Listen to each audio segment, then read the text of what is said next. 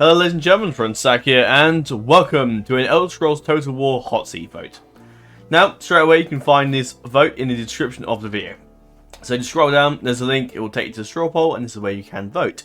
So, this is an Elder Scrolls Total War Hotseat vote, so we'll be doing a Hotseat on one of these scenarios you can see before you. So, yeah, that's pretty much it. So you can vote for multiple options, so if there's a couple options you want to win, then you can vote for as many as you like. You can only see the results of the poll when it ends on the 21st of March at 6 PM, which is GMT. Pretty summertime starts till like June around that time, so it will be GMT until then, obviously. So yeah, I'll talk a bit about the different options, but I also will mention a quick thank you to all the people that played in the Divine Conquer War of the Ring Hotseat. That Hotseat is now ended, so this is the final turn map. It's changed a lot since the turn 1 DAC, as some of you will recall. But yeah, this Hotseat ended, and also quite some time ago, this Hotseat also ended. I was going to replace it with War of Conquest Hotseat, but that never took place. So this will be replacing, I guess, both of them really. I may look to do another Hotseat later down the line, potentially replacing both of them eventually. But for now, I do want to say a thank you to all those that played in this Hotseat. So yeah, quick one then on the Hotseats then. So if those aren't familiar, it's essentially a turn-based game. You can play several factions, and you each play. Sometimes these turns and stuff will go on for quite a long time. But you play for each faction. You get a turn sent one by one. So as you can see, it comes here. Turn sent there. Some of your battles and screenshot agent actions, that sort of stuff, is you have to show screenshots. So it's pretty simple. You just show a screenshot of the battle that took place, and then the victory screen after that. So you have to take both of them. And you can also say what the artillery were taken. You can also do some spy screenshots, requires certain percentages and whatnot. And the same goes for the turn 1 Ravanian Hotseat as well. And if you need a little bit longer, because the standard time is about 48 hours, if you need a bit longer, then you can have an extension. You just have to request it. Otherwise, we're just going to assume you're not playing that time. And yeah, it's pretty simple. And for those, again, a little bit unfamiliar, so basically, this is the channels. It's a little bit of a, if you look at it for the first time and think, oh my god, what the hell am I looking at? It's pretty simple. So the first bit is just the explanation, it's the title of the Hotseat. Prelude, just tell you what the Hotseat is, and tell you what's going on, what the scenario is, etc. Pretty simple. And I'll link the mods and tell you a bit about how to install it. It's not, not going into massive detail, but it's basically simple. And then you got the top bit being the admin, so whoever's the admin. So you quite often it will be myself, and then someone else maybe helping out as well. And then the playlist will be the factions. So you got Good, Bad, Dumbledore, Rune, Warrior, Erebor, Dale, Realm, Woodland Realm, Lothlorien, Dwaynian, Anunvale, and the Dwarfs of Khazad-dûm. And then this is a little bit of a list of what settings you can use with that, because there are a few settings. And I go down to explain the RP laws, so just basically a couple of the RP things you can and can't do. And I go for the victory conditions, which I'm going to simplify that because that's way too big in the future. And you got the military rules, this is rules about the military rules, so what you can do when it comes to battles and whatnot. Diplomacy rules with general diplomacy. Map rules with just generally map rules. Agent rules with your spies and assassins. And then there's just general Discord rules in relation to the Hotseat. And you have general information, which tells you about the how you can join the Hotseat and whatnot, and then that's basically it. And then at the bottom will be a turn 1 map, so that could be a turn 1 reveal. So every 15 turns you get a map of, say, turn 10, for example, and then on that order. This is a Hotseat centered in just Ravanian. Everything else is out of borders, so you can't go in that territory at all. Everything else is just it was AI when I started, but now I turned them all rebel. So, but I think now I've gone to horde mode or something like that, which is a bit annoying, but it should be fine. But yeah, it's just a map focused on Ravania, which is something I may do with the Elder Scrolls one, because the map is fairly large. But again, we are just voting for the scenario. I'll work that out when I have people interested. Then we go through and decide on the particular scenario. So that's basically it. Submission channels where you upload your turns, and this is just where you can generally chat. And some people do diplomacy and whatnot. I do. So you may have noticed. I put the Hotseat epilogue here because you've already seen that, but while I'm recording this, you haven't seen that yet. So I do put all the RP, so if there's any RP you write, I will take screenshots of it and stick it down below in the archive channel, so that's not, so the RP isn't wasted and lost in the map updates and whatnot. And yeah, that's basically it. For those wondering, the RP is always on the submission turn. That's where I do the archive, so as you can see. a battle with Boromir against Sauron, and he utterly beat him in the field of battle, despite having the one ring. It didn't mean shit. So yeah, hope that understands a little bit of those unfamiliar with Hotseats. Getting Hotseats is pretty easy. Just go into the description of the video and you'll find a Discord link, and that will take you to this Discord, which is where I host all the Hotseats. There are also other, I'm not the only people that do Hotseats. It's the Hotseat Hub and the YWM Clan, as well as the Firework and Total HQ, all do their own various Hotseats as well. So there's lots of others to get involved with as well. But if you do join mine, I can give you a link to those if you want, if you're interested. Because I don't know where most of the links are for those, to be quite honest. But I can give you links, so that's no problem. So yeah, we'll talk a little bit about the different errors, but not massive amounts. I'm not going to spend ages. There's a few different ones. So one's in the Elder Scrolls Total War to the normal game, and then there will be others in the unofficial patch, which has a lot more scenarios. So yeah, so the first two then is the third and fourth era. So the third era is set not long, I think, around the events of Oblivion, or maybe just before. Because I know there's like 100 and something turns, so Oblivion Christ didn't like spawn until then, so I don't know, it's miles away. So the third era then is set around Oblivion and also the same period as Morrowind. I'm not sure if it's set around Daggerfall. I'm not quite sure when Daggerfall's set, to be honest, but I haven't played enough of it. But yeah, the third era is set around then. You got the Empire being pretty strong. Unfortunately there's no these are the factions. I'm looking at the wrong one. These are the factions below. But obviously, I don't think there's any. I did have a look earlier, but I don't think there's a map screenshot. Oh, there we go. Close I can get, pretty much. I think that's the third area there. Yeah, that's the basic idea, pretty much. I'm not going to go through and show off each and every different like map. It'll take me ages and go into each sub-modern campaign. That'll take me way too long. I'm pretty sure there's no map visual somewhere. No. And yes, what those also wondering what's going on with the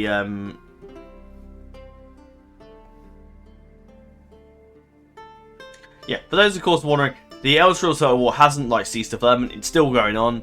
Obviously there's taken a bit of a back seat with regards to the Battle for Tamriel thing they're doing for Battle for Middle-earth. They're doing work on that at the moment, so but eventually they are still carrying on Elder Scrolls Total War. So that is still going on. So I guess are curious. There hasn't been any updates in this for quite some time now. So I just want to quickly clarify because I'm aware that that's the case. So these are the list of factions. There's a lot more in the unofficial patch, but we'll talk about that later.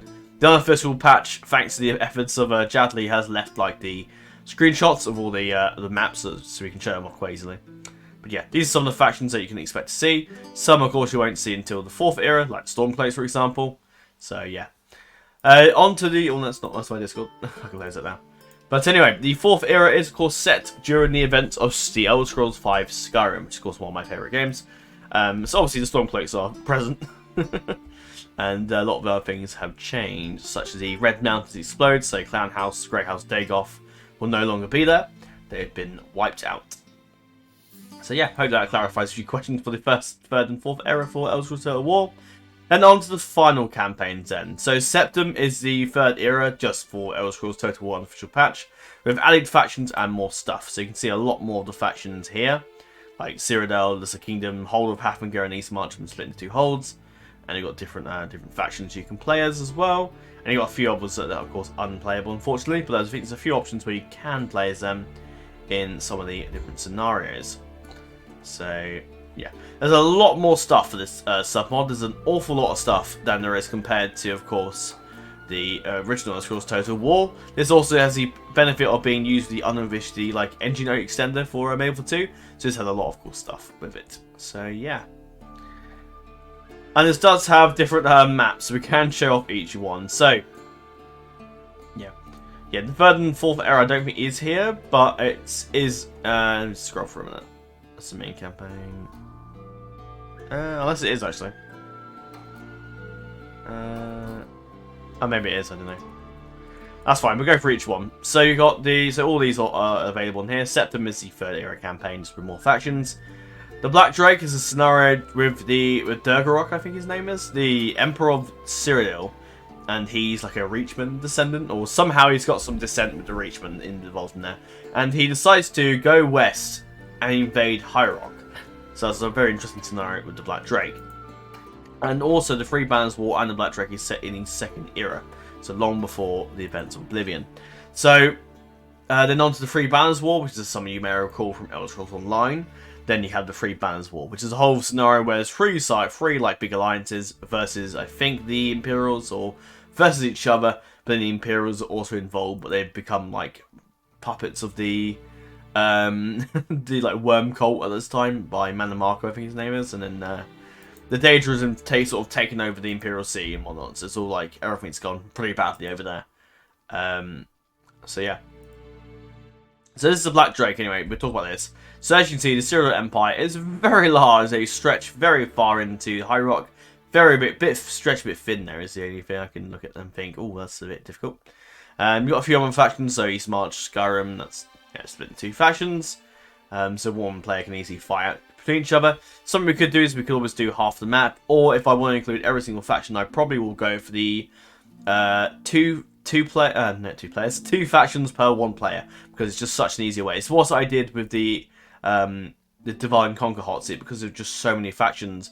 I would have required 26 players, and 26 players over the course of a year, which is how long that Hotseat went on for. I'd easily like lose so many players, and I had to replace so many over the course of that period. And it's just 26 players in a Hotseat. That's just a nightmare to keep going. But half that, it's much easier. Yeah. So yeah, so the black ones, and these are the undead. This is where the undead occupy regions. To sort of spread about. They can be played, but they're sort of like not recommended to be played. But if we have enough players, I might include them as well. But yeah, this is the Black Drake. So you're at War of High Rock. I know that, and that's pretty much it. Everything else is pretty much fairly similar. Not a lot going on there, to be honest. Moving on to the Three Banners War, then, which you can see very big difference from the map. The Empire's been reduced to just Cyrodiil now. I think they have a bit of regions down this area and a province up there. But essentially, Wayrest occupy big parts of High Rock. Hammerfall's ruled by these guys, the bigger clan there. And the Falmore are starting to spread up a bit now as well. So yeah, the map looks a lot different. And obviously they're all fighting. They're all in their different covenants. I think the Ebonheart Pact is it. And then there's the Daggerfall Covenant. I can't remember what the Elven one is called, I'm afraid. But yeah, there's a whole like alliance war going on there, which is quite cool. Then the main campaign, which is obviously Third Era with the Empire versus Oblivion, but this hasn't quite happened yet. There's a separate scenario for that. So if you just want a scenario in the Third Era without having to worry about the Oblivion crisis, then this is a scenario for you. So yeah, there you go. The Empire is pretty powerful. They've got 3 provinces in Solstheim. I mean, a lot of this is Rebel, if I remember correctly. Yeah, so Skyrim occupies the northern regions. East March in the east, obviously, and then I think in House Dagoth as well is going to be annoying you as well. Yeah, maybe there's a few more Rebel provinces, I remember. Moving on then to the Oblivion Crisis. So the main difference is the Oblivion Crisis, I think there's no other differences. I think it's all literally the same. Minus the fact that the Oblivion Crisis has appeared not far from the Imperial City.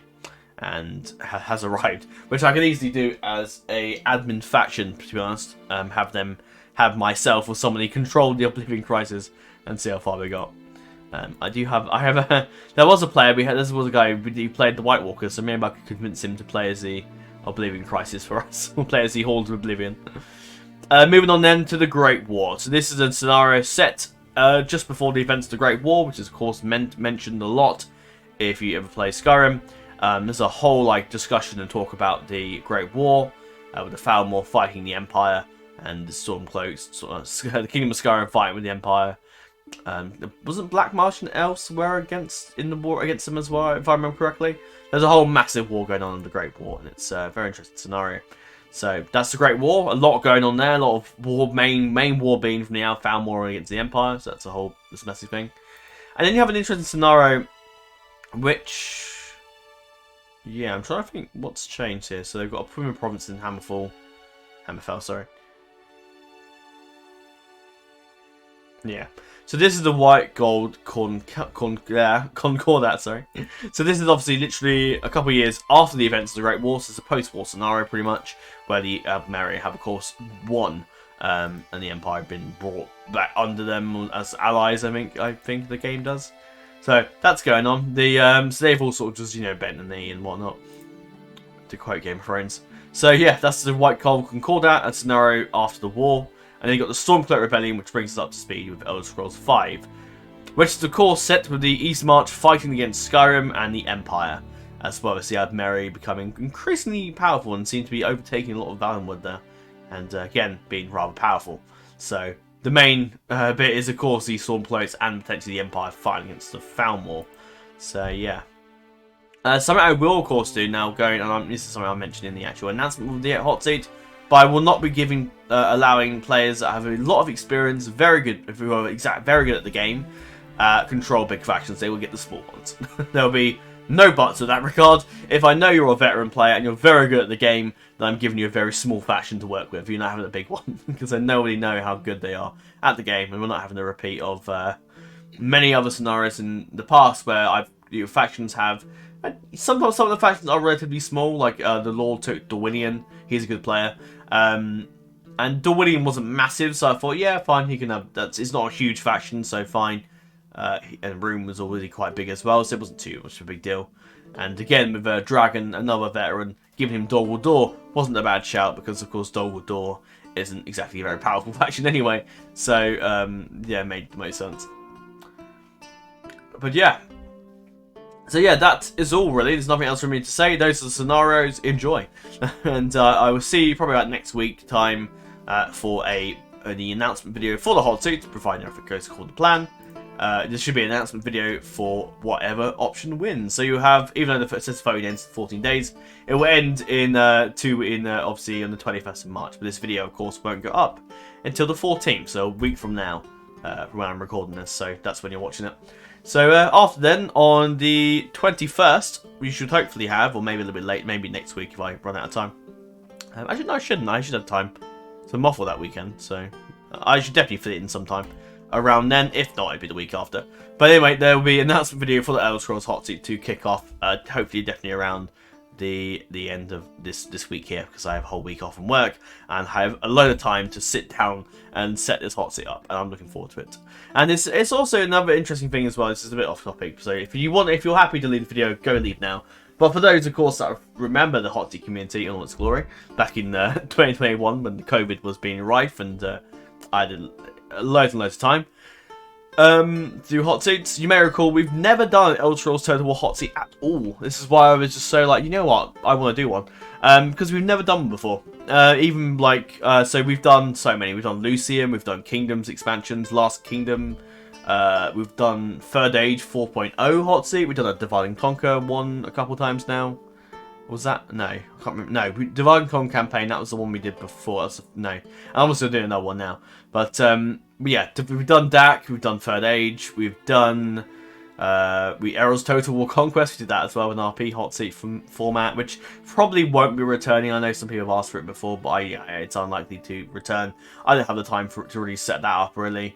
And the guy that did it before, the admin before it, is just not interested.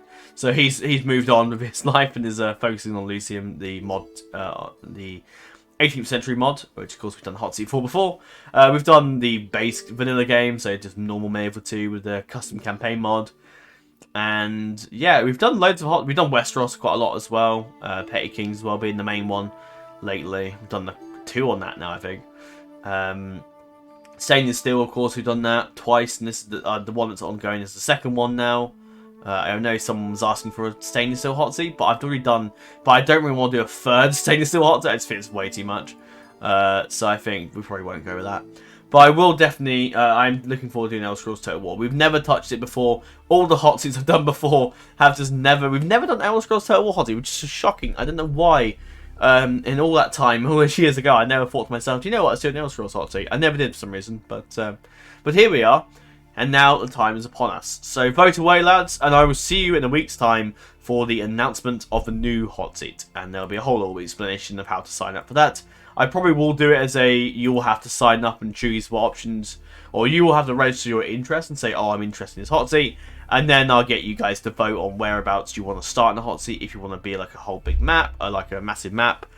Or you'd much rather to be in just a area of the map, like say for Skyrim, or just like in the northern part of the map, so like High Rock, Skyrim, and of course Morrowind. So, or vice versa, the Black Marsh elsewhere, the Outmiles. No, that's not it. Somerset Isles, that's it.